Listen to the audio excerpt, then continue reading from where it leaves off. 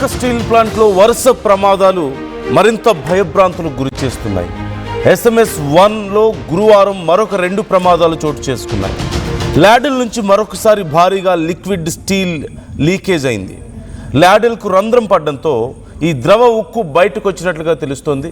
రాత్రి 10 గంటలకు మరోసారి ల్యాడిల్ పేలిపోయింది.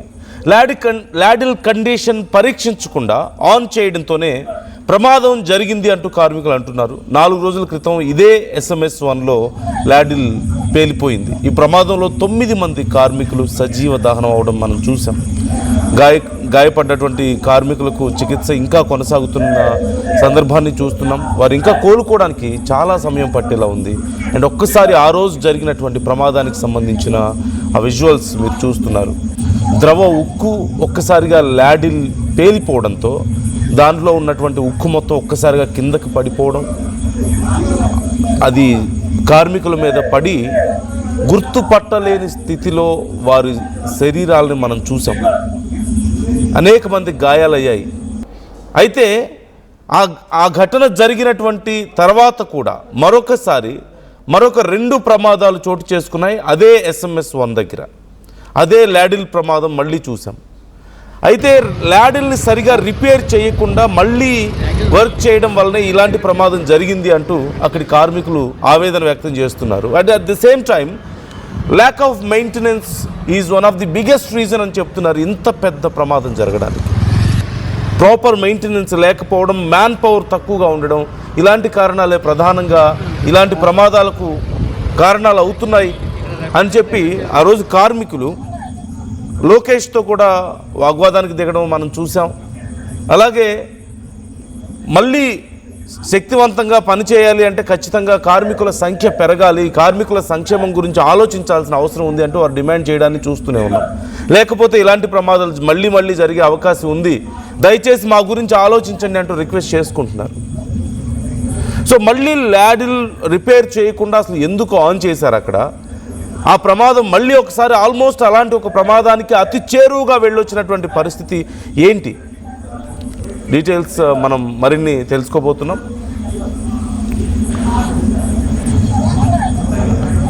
మా ప్రతినిధి రామచంద్ర మనకి మరిన్ని డీటెయిల్స్ అందించబోతున్నారు. బట్ బిఫోర్ దట్ ఈ అంశానికి సంబంధించి మీ అభిప్రాయాలు ఎలా ఉన్నాయి?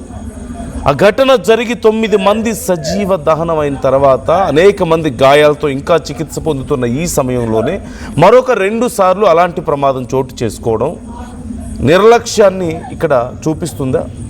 లేకపోతే మీకు ఎలా అర్థమవుతుంది ఈ ఘటన?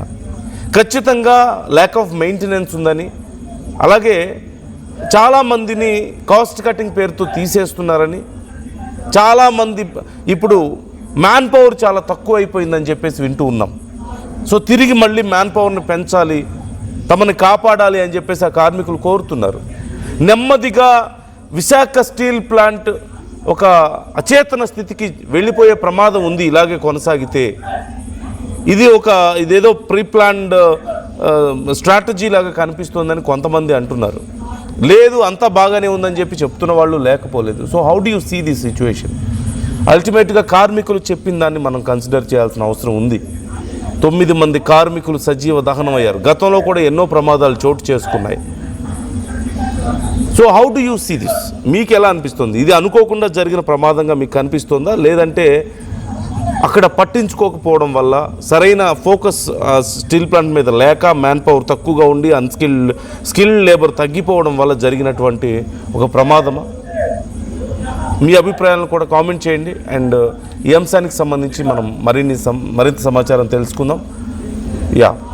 రామచంద్ర జాయిన్ అవుతున్నారు, మా ప్రతినిధి రామచంద్ర మరిన్ని డీటెయిల్స్ మీకు అందిస్తారు ఘటనా స్థలం నుంచి. రామచంద్ర, వైజాగ్ స్టీల్ ప్లాంట్ లో జరిగిన ప్రమాదంలో 9 మంది కార్మికులు మృతి చెందారు. అయితే మృతి చెందిన దశలో వారి కుటుంబ సభ్యుల్లో సహజంగా ఆవేదన ఉంటుంది. కానీ ఈరోజు చూసుకుంటే వైజాగ్ స్టీల్ ప్లాంట్ కు ఎవరైతే డ్యూటీకి వెళ్తారో ఆ డ్యూటీకి వెళ్లే మార్గంలో వచ్చిన ఒక ఫోటో చూసి ప్రతి కార్మికుడు కూడా ఒక కన్నీరు పెట్టే పరిస్థితి. స్టీల్ ప్లాంట్ భవిష్యత్తు ఏ రకంగా ఉంటుంది అనే విషయంపై ఈరోజు చూసుకుంటే భాను కుమార్, గోల్డ్ కుమార్, కృష్ణనాగు, అట్లా వెంకటరమణ, పైడిరాజు గారు, అప్పలరాజు గారు, అట్లాగే అప్పారావు, ప్రభాకర్, శ్రీనాథ్, వీళ్ళందరూ ఫోటోలు సహజంగా వీరందరూ కూడా ఏదో ఒక సందర్భంలో ఇటువైపు వెళ్లే ప్రతి కార్మికుడికి ఏదో రోజు పరిచయం ఉన్న పరిస్థితి. కానీ ఈరోజు చూసుకుంటే ఆ ఫోటో చూసి శ్రద్ధాంజలి ఘటించడం మాత్రమే కాకుండా కొంత స్టీల్ ప్లాంట్ భవిష్యత్తు గురించి కొంత ఆందోళన కూడా వ్యక్తం చేసిన పరిస్థితి.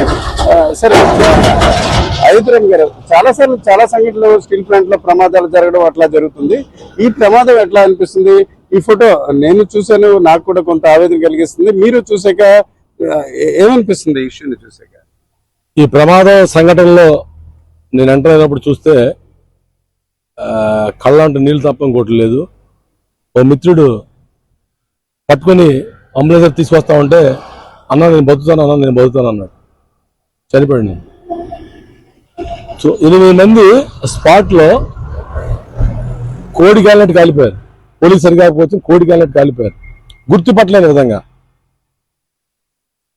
చివరికి వారిని గుర్తుపట్టడానికి వాళ్ళ కుటుంబ సభ్యులే DNA చేయమని అడిగిన పరిస్థితి. వాళ్ళ మనిషిని వాళ్ళు గుర్తుపట్టలేని పరిస్థితి.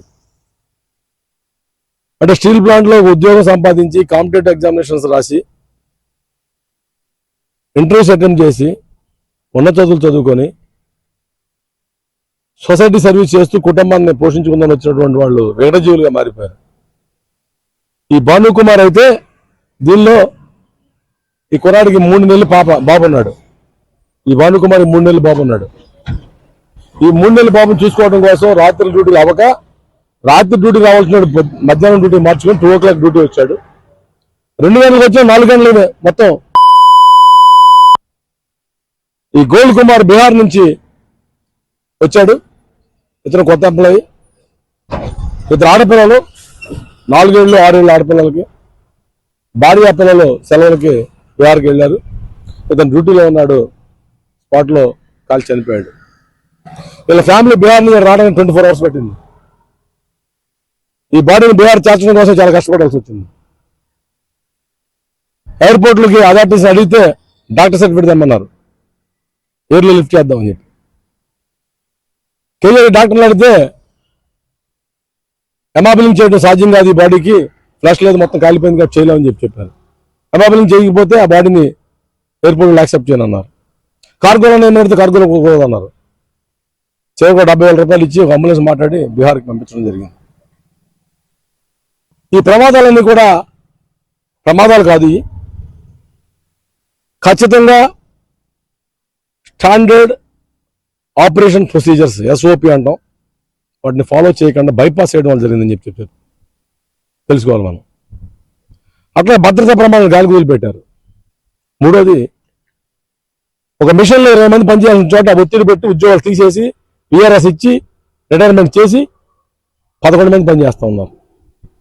నాలుగోది, స్టీల్ ప్రాసెస్లో వాడేటువంటి ఫెర్రోలైజ్తో సంబంధించి రా మెటీరియల్స్, ఫెర్రోసిలికాన్ కానీ, ఫెర్రో మ్యాంగనీస్ కానీ, పెట్రో కోక్ కానీ, అల్యూమినియం ఇంగాట్స్ కానీ నాసిరకం వస్తూ ఉన్నాయి.